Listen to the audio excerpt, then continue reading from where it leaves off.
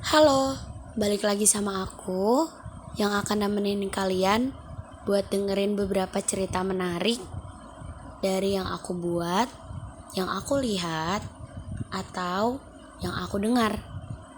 Kali ini kita akan dengerin cerita dengan judul Terima Kasih Katanya. Sebelum kita lanjut bacain ceritanya, aku mau kasih disclaimer kalau cerita ini diambil dari sudut pandang penulis. Jadi, untuk yang mendengarkan, tolong lebih bijak dan tidak menyudutkan salah satu pihak. Sekarang, kita dengerin sama-sama ya. Kita menang. Kamu berhasil. Itu seruan yang akhirnya meruntuhkan segala pondasi penahan air mataku yang sudah terbangun sejak awal aku memutuskan untuk mengambil resiko menjadi ketua pelaksana kegiatan ini. Cerita ini bermula sore itu, di tengah rintik hujan yang tengah membasahi tanah sekretariat himpunan mahasiswa. Aku di sana, duduk melingkar dengan manusia lainnya yang berada 1 tahun di atasku. Sudah terbaca olehku gelagat orang-orang itu. Mereka pasti menginginkan sesuatu dariku. Tapi tenang saja, ini tidak dalam konotasi yang berbahaya kok. Namun cukup beresiko, kataku dalam hati. Kalimat yang hingga hari ini masih kuingat jelas percakapannya. Insya Allah, saya siap. Bismillah. Sebuah tanggung jawab sudah siap menanti saya di sana. Saya membayangkan wajah manusia lain dengan tatapan yang berbeda-beda. Mungkin ada yang lega, tidak suka, bahkan kecewa. Tapi saya mencoba menghadapinya dengan gagah. Tatapan itu kecewa ternyata. Bukan perihal terpilihnya aku, melainkan karena keputusanku memilih mereka untuk menemaniku dalam perjalanan ini agaknya membuat mereka kecewa. Sedih, tentu saja, tapi menyesal sudah tidak bisa kulakukan. Dengan getir dan air mata yang siap tumpah kapanpun, aku tersenyum, menggenggam masing-masing jemari itu seakan berharap dan menguatkan. Aku sadar bahwa perjalanannya tidak akan mudah, tapi aku yakin kita bisa menyelesaikannya. Kataku harap-harap ucapanku menjadi mantra yang menembus langit untuk mengetuk pintu yang maha kuasa. Kupikir awalnya hanya itu yang membuatku ragu akan diriku, tapi ternyata duar, bagai petir di siang bolong, masih ada harga yang harus kubayar untuk perjalanan kegiatan ini. Aku diharuskan siap untuk kehilangan, siap dipisahkan dengan orang-orang yang kusayang. Sesuai dugaan, hal itu begitu membuat diriku tertekan oleh keadaan. Menyalahkan diri sendiri, merasa gak pantas, dan rasa ingin menyerah. Aku terpuruk, tapi tak kusangka dampaknya akan separah ini. Lagi-lagi masih ada yang harus kubayar untuk itu. Aku jatuh sakit, yang berakibat aku harus meninggalkan kota ini untuk pulang dan diopname. Panjang perjalanan membuat aku perlahan berdamai dengan semuanya. Hanya satu yang selalu aku pikirkan, selalu aku doakan dan selalu aku harapkan. Makrab ini cepat selesai. Kamar berukuran 3x3 meter itu menjadi saksi bisu tangis selirih yang setiap malam selalu menggema. Kamar yang biasanya tertata walau tak rapi berubah menjadi seperti tempat sampah. Tak terurus, baju berserakan di mana-mana, barang tidak pada tempatnya, dan ini rontokan rambut yang luruh dari kepala yang berat menyimpan beban. Rasanya lelah setelah berperang sampai kos berujung tangis, dan itu terjadi hampir 1 bulan penuh. Tuhan memang membuat beberapa orang pergi dari hidupku, tapi bukan tanpa alasan. Tuhan ternyata menggantikannya dengan yang jauh lebih baik. Rasa syukurnya sampai tak terhitung. Aku yang kemarin tenggelam perlahan naik kembali ke permukaan berkat hadirnya mereka. Aku kembali dengan lebih baik dan jauh lebih utuh. Hal-hal yang terlihat mustahil sebelumnya menjadi sangat mudah saat ku gantungkan setiap harapan pada Yang Maha Kuasa. Iya, setelah banyaknya kejadian, aku memutuskan untuk tidak lagi berharap pada makhluk ciptaan Tuhan berbentuk manusia. Aku harapkan semuanya kepada Sang Pencipta demi menghindari kekecewaan.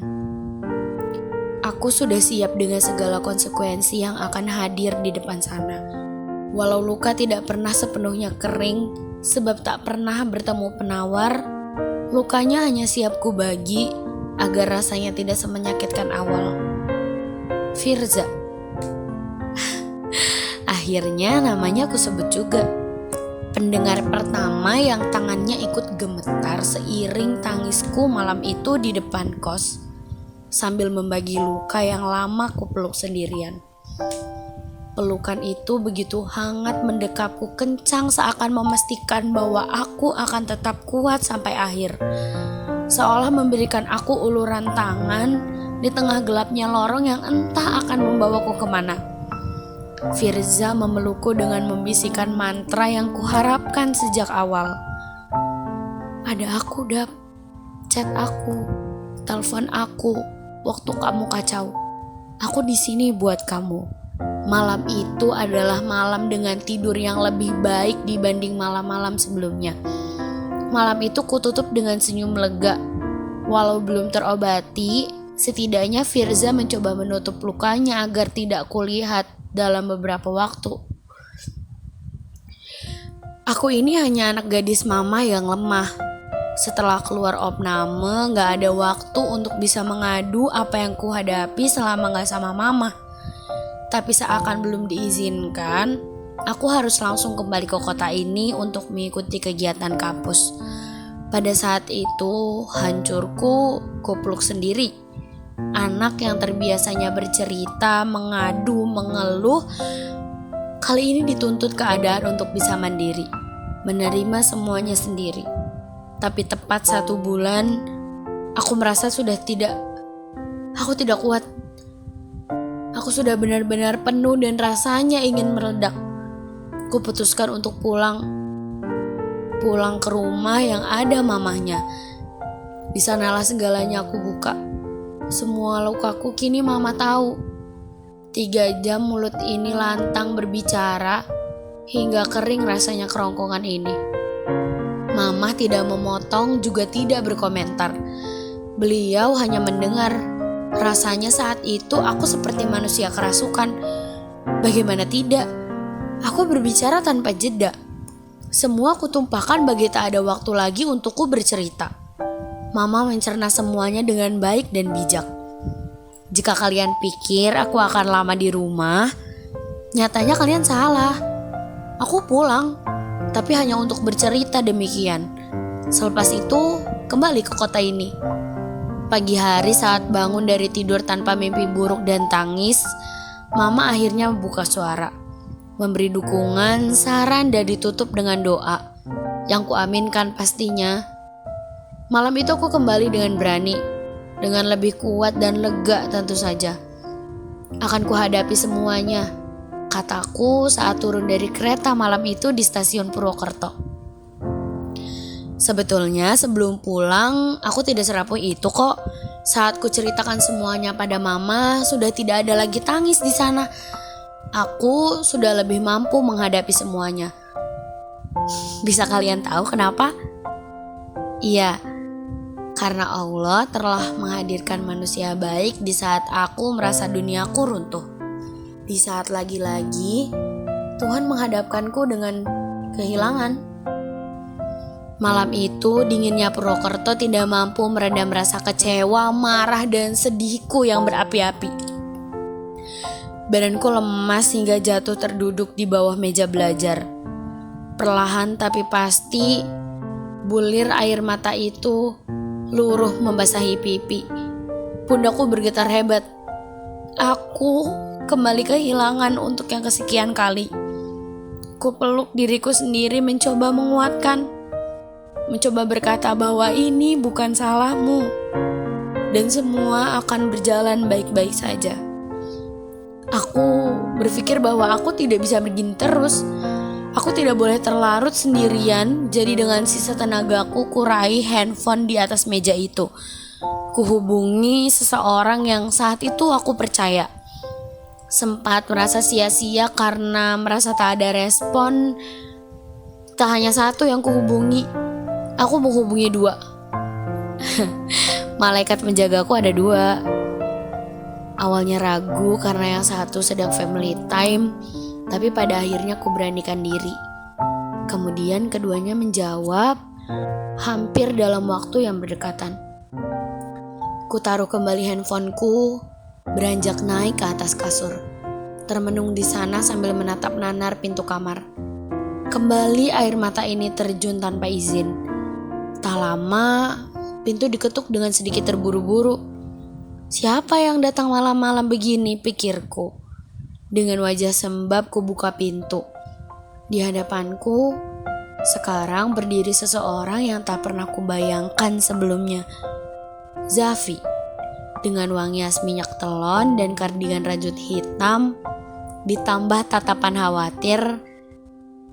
Lalu sudah tidak bisa kutahan, akhirnya aku kembali luruh, menangis terseduh dalam pelukannya. Zafi tidak banyak bicara, ia hanya mencoba menenangkanku dengan menepuk pundakku. Di sana, saat sedang kembali mengatur nafas, ia perlahan bertanya tentang apa yang sebenarnya terjadi.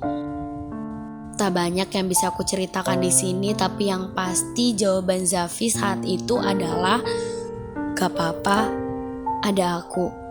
Aku akan selalu ada di sini, di belakang kamu, buat nemenin kamu." Lagu Nina dari Fest yang saat itu sedang hype menemani obrolan kami malam itu. Di sela itu, ia berkata bahwa tidak lama setelah orang tuanya pulang, HP-nya berdering. Tertera di sana nama seseorang yang tiba-tiba bertanya dengan terburu-buru, "Davina chat kamu atau enggak?" Zafi bingung, karena memang aku belum mengabarinya. Dalam percakapan itu, orang yang menghubungi Zafi menyuruh Zafi menemuiku di kos. "Jap, temenin Davina gih di kos. Itu anak kayaknya lagi nangis deh." Sambil terus mendesak, Zafi bertanya, ada apa sebenarnya?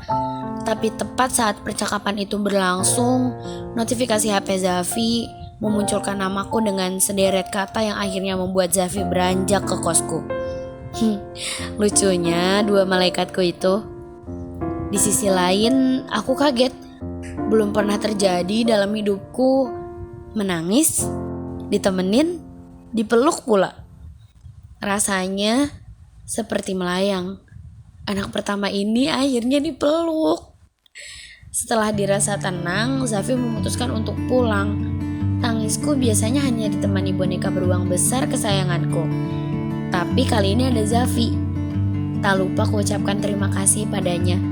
Kembali pada keadaan setelah pulang, aku membawa sebuah amanah dari mama. Kami sama-sama berharap bahwa hasilnya sesuai harapan. Jawabannya sudah ku dapat, namun tak langsung ku sampaikan pada mama. Aku masih ingin memastikan satu kali lagi. Sempat ragu karena rasanya seperti ditarik ulur. Hingga akhirnya hati ini yakin bahwa inilah jawabannya. Malam itu setelah acara pembukaan, ya, kita sudah di tahap mendekati makrab. Gak kerasa ya? Kerasa banget. Dengan takut-takut ditolak lagi karena sebelumnya aku sudah pernah meminta, tapi belum dapat waktu yang pas.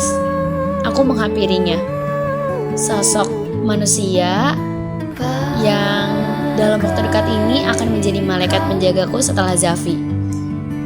Habis ini ada acara nggak? Ada yang mau aku omongin, tapi nggak di sini. Kataku sebisa mungkin walau jantung rasanya mau copot. Bisa, katanya. Satu kata yang kemudian mengubah hidupku. Di tengah malam yang lumayan dingin kala itu, di salah satu selasar sekretariat, aku duduk di sana, berhadapan dengannya. Bingung harus memulai dari mana, tapi dengan sisa keberanianku, ku sampaikan niatku. Sambil menunduk karena rasanya jika ku tatap wajah itu, air mataku akan langsung muncul deras. Tapi sesekali ku dongakkan kepala. Belum sampai pada tujuanku, dia memotong. Aku izin motong ya, Dev. Kamu egois. Kamu tahu nggak, kamu egois. Aku nggak nyangka kamu seegois itu. Sesak banget. Dadaku sesak. Aku nggak tahan, tapi masih coba aku tahan. Dia kembali melanjutkan. Tanpa kamu minta, tanpa kamu cerita pun, aku akan menemani kamu. Dari awal aku selalu ada untuk kamu. Apapun keputusannya, gak merubah itu. Cukup, aku sudah tidak bisa menahannya. Tiba-tiba aku menyeru. Dari awal kapal ini udah hancur, Fis. Aku sudah hancur dari awal sebelum perang. Dengan badan bergetar, aku mulai bersuara. Dengan bingung, dia, Hafiz, mendekat seraya merangkul. Enggak, Dav, kamu enggak hancur. Belum selesai Hafiz berbicara, aku meraung. Iya, karena kamu enggak tahu. Malam itu dengan tangis yang berubah menjadi raungan, aku mencoba membuka luka yang sempat ditutup Firza dan dibalut Mama. Aku akhirnya menceritakannya. Luka batin yang dengan hebat kututupi. Davina malam itu kembali rapuh. Kehancuranku kala itu kembali terbayang dalam ingatan. Hafiz jelas kaget. Tak menyangka katanya. Tak menyangka bahwa kapalnya memang sehancur itu dari awal. Di tengah tangisku yang tak kunjung mereda, di sana Zafi melihatnya. Dengan terburu-buru, ia memanggil Untung. Ternyata ada manusia baik lainnya di sana, menghampiri aku, Hafiz, dan juga Pua yang sejak tadi ada di situ. Mereka membantuku menemukan diriku, membantuku untuk percaya pada diriku sendiri. Tak kusangka malam itu aku ditakdirkan untuk dipertemukan dengan manusia berhati malaikat seperti mereka. Dav, aku percaya kamu bisa. Aku bangga, Dav, sama kamu bisa ada di sini. Dari awal aku tahu kalau pilihan aku gak akan salah. Dengan berkaca-kaca setengah menangis, Untung mengucapkan itu sambil menepuk pundakku. Tatapan itu belum pernah aku lihat sebelumnya. Ada rasa bangga, kagum, dan kesetiaan di dalam sorot mata itu. Tidak, Zafi dan Untung belum mengetahuinya. Tapi setelah itu aku dan Zafi memutuskan untuk makan di salah satu warmindo langganan kami. Di sanalah aku membukanya untuk Zafi. Responnya tak jauh berbeda dengan Hafiz. Ada kecewa dan sedih yang coba Zafi tutupi. Lepas sudah semuanya, aku berhasil menuntaskan itu. Amanah yang pernah aku bawa. Setelah kejadian itu, entah apa yang terjadi antara Zafi dan Hafiz, tapi yang pasti mereka jadi jauh lebih protektif. Layaknya seorang kakak bagiku. Hari itu, 27 September 2024, telah dimulai perang yang kumaksud. Penentuan apakah upayaku, upaya dan usaha kami akan berbuah manis, atau justru sebaliknya. Sejak kejadian malam itu, Zafi dan Hafiz menekankan padaku bahwa apapun yang terjadi, apapun yang akan aku hadapi, aku harus selalu melibatkan mereka di dalamnya. Aku tidak dibiarkan sendirian. Selalu ada salah satu di antara mereka. Hari pertama dapat kami lalui dengan lancar dan sukses. Tidak dapat kupungkiri bahwa esok akan ada kejutan. Dugaanku benar rupanya. Walau tidak se-ekstrim yang kubayangkan, tapi mampu membuatku menangis lagi. Siang itu, hal yang sudah kami duga akhirnya terjadi. Dengan tegas dan gagah aku menghadap. Tidak sendiri tentu saja, ditemani dengan beberapa manusia baik yang ikut berkontribusi di dalamnya. Kejadiannya singkat, sampai akhirnya yang lain kembali pada posisi masing-masing. Tapi aku memilih berbalik. Bukan karena egois, tapi karena aku merasa aku perlu untuk kupastikan bahwa tidak akan ada yang terjadi setelah ini tanpa diketahui yang lain, termasuk Zafi dan Hafiz. Aku kembali cukup lama hingga akhirnya aku dikejutkan dengan kehadiran Hafiz di sana, berjalan sambil berkata tanpa suara, "Lagi ngapain di sana?" Ku balas dengan senyum dan anggukan sambil berkata tanpa suara, "Aman kok, gak apa-apa, kamu balik aja." Tapi Hafiz tak tinggal diam. Ia malah membawaku pergi dengan sopan dari sana sambil mencecar beberapa pertanyaan. "Lagi ngapain?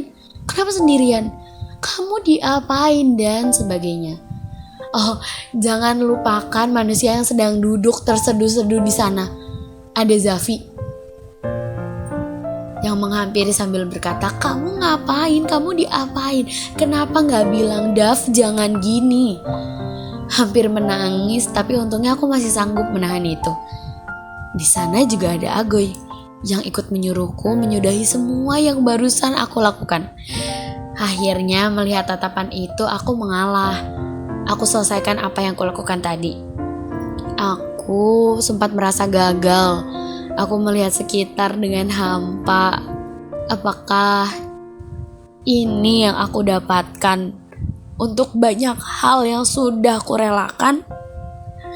Di tengah bisingnya keramaian, aku duduk melamun di atas sebuah batu. Entah dari mana asalnya Zafi dan Hafiz berhasil menemukan tempat persembunyianku. Tanpa diduga, tanpa bicara, aku tiba-tiba menangis di susul Zafi. Hafiz di sana hanya berusaha menenangkan. Walau aku tahu pikiran kita sama. Tiba-tiba hujan turun. Akhirnya kami masuk, meneduh, sama-sama diam, tidak membuka percakapan. Nah, sampai di situ, nampaknya mereka kurang puas. Kali ini giliran aku bersama Widi. Awalnya niatku tak akan memberitahukan ini pada Hafiz maupun Zafi, tapi percuma karena akhirnya Hafiz duduk di sana. Aku yang sudah lelah menangis akhirnya kehabisan energi. Tak banyak yang bisa aku ceritakan, tapi pada akhirnya kursi berderit kencang dan Widi pergi. Lama berdebat, agaknya Hafiz juga lelah. Ia bertanya menatapku sendu. "Aku mau balik, kamu mau tetap di sini atau balik sama aku?" Tentu ku jawab aku mau kembali. Kami keluar dengan aku yang sedikit sempoyongan berusaha menormalkan tubuhku, tapi tak bisa. Kakiku rasanya seperti jeli.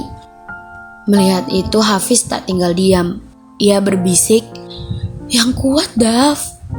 Kamu udah berhasil. Ayo tegak. Ayo senyum." Dengan sisa tenaga dan sedikit sempoyongan aku melanjutkan perjalanan.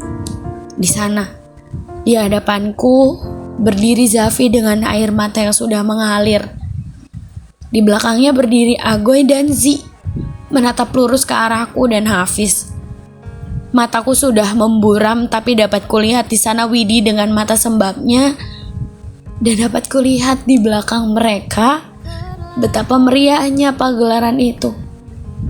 Sebelum benar-benar sampai di hadapan Zafi, Agoy dan Zi, Hafiz berkata, "Lihat, Dap, di depan sana itu hasil usaha kamu, usaha kita. Kamu gak gagal, kamu berhasil." Lihat kan yang lain bahagia. Dap, Zaf. Aku dan Zafi bersahutan tak lama, saling memeluk. Disusul Hafiz, Agoy, dan Zi. Rasanya malam itu begitu sendu. Menangis sudah jelas. Aku sampai tidak mampu menahan badanku sendiri. Hafiz memecah keheningan dan berkata, "Ayo balik, hapus air matanya, sekarang nikmatin hasilnya." Aku gak langsung duduk. Aku menyisir satu persatu manusia di hadapanku, memikirkan kata-kata Hafiz dan Widi. Kita sudah lelah mempersiapkan ini, masa gak menikmati hasilnya? Sambil terus menangis, aku tersenyum berterima kasih pada Tuhan telah membersamai aku dalam menyelesaikan tanggung jawab ini. Aku akhirnya duduk di hadapan Zafi, Hafiz, dan Widi, menonton pertunjukan yang sudah lama kami rencanakan. Dengan lebih deras air mataku menetes, bahuku ditepuk halus oleh Boni, manusia lucu dan selengean itu. Aku gak nyangka dia berkata, "Hebat Dav, kamu berhasil." Sudah jelas tambah deras air mataku saat itu, tapi kali ini air mata bahagia tentunya. "Kita menang, kamu berhasil Dav, kita berhasil," kata Hafiz seraya menepuk pundakku dari belakang. Baru ku tahu belakangan ini bahwa setelah kejadian malam itu, malam di mana Zafi dan Hafiz mengetahui lukaku, Zafi menghubungi Hafiz dan berkata bahwa mulai detik ini jangan biarkan Davina sendirian. Hal inilah yang membuat Hafiz tiba-tiba datang siang itu dan membawaku pergi dari sana menemui Zafi. Tapi ternyata tak hanya itu. Setelah lautan yang sudah berhasil dilalui, apresiasi sederhana dan hangat mereka berikan padaku. Satu buket bunga aku terima. Hal itu tak akan pernah ku lupa. Akan ku beritahu dunia betapa aku dirayakan. Ketua juga ingin dirayakan. Selesai.